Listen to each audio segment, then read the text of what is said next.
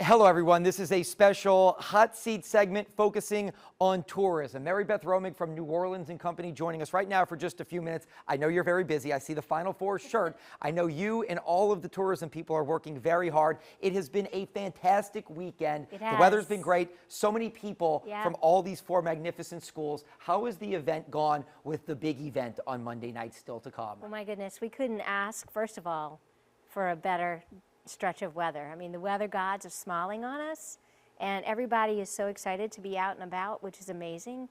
And I'm really proud of how the local community is coming out to support the events. I know you mentioned the four teams and their fan base coming in, but there are other fan bases coming in who are hopeful that their team would be here. But what's more important is that the New Orleans community is turning out. But how can you not? We've been privileged to be the host city for the first full Final Four since 2019.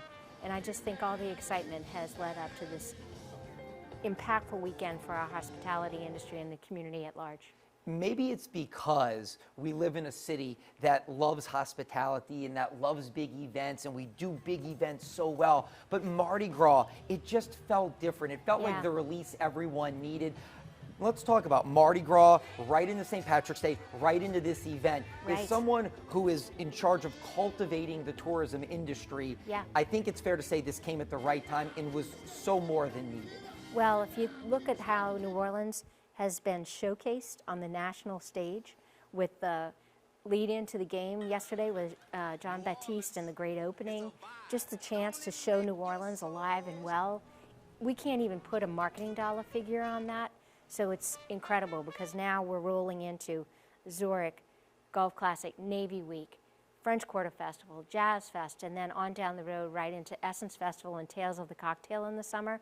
The more we can tell the world that New Orleans is up and back and really built to host these kinds of events, not to mention the professional meetings that are coming back, we are back on the map. That's what my follow-up was going to be. Also, I should mention the Today Show. Hoda and Jenna, the fabulous event at Tulane University with the book event, but them being here on the ground to a national audience, I think was a huge push for tourism. We know about the big events. You just mentioned a handful of them. But the lifeblood of this city is other conventions, people with lanyards that you see walking up and down Convention Center Boulevard. How is that aspect of the recovery going post-pandemic, or at least as we move past the pandemic and tourism events start rebooking? Well, it's one thing to have all the festivals and the big events, you're right, but we have some major conventions coming in the next couple of months. American Cancer Research Institute is rolling in. The Human Resources Professional Group is coming in, which is huge. These things are very important for us.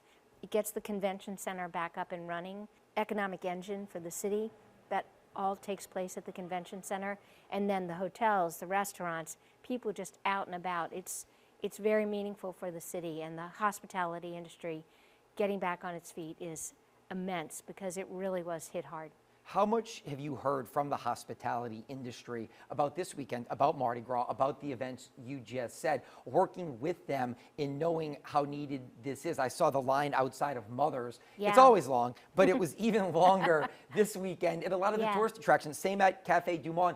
What have you heard from the people you work with on the ground that are experiencing this in real time? Well, what's important is the idea of sustainability. So you have staffing shortages that we've experienced over the past 2 years. But now when there's event, meeting, event, meeting, event, event, event, meeting, then people have faith that they can come back to work and stay at work, sustain a job, and that is what's going to keep our people working and our hospitality industry flowing again. This was a huge event that the city of New Orleans bid on several years ago. We got the Super Bowl coming up in 2025.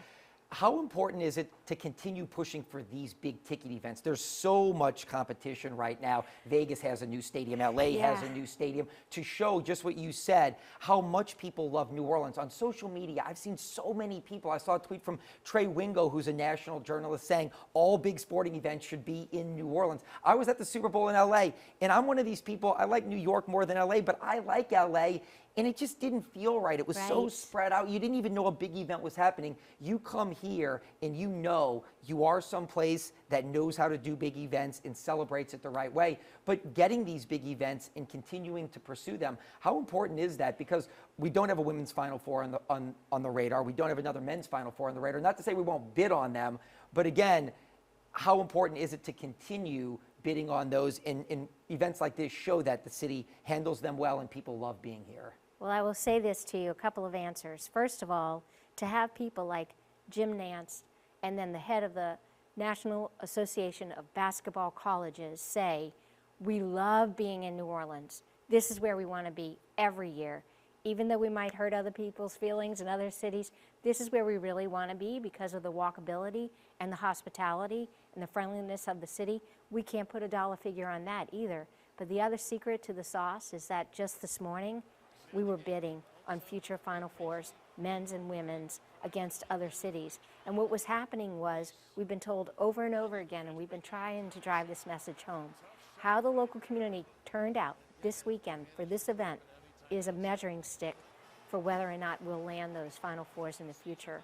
And seeing what I've seen, working the events and being out on the street this weekend, we scored some major points. Yeah, I have to tell you, I've covered 3 Final Fours in my 20 years here at WDSU. 03, when Syracuse and Melo won it. 2012, when Anthony Davis won it. I've never seen anything like this. The atmosphere in the Dome, no offense to those events, because they were great events. They were. But this one was just different. I mean, Champion Square was packed. The Dome was packed. I know. The energy was just amazing. It just felt different. I know. There was just magic, just driving around, absolute magic.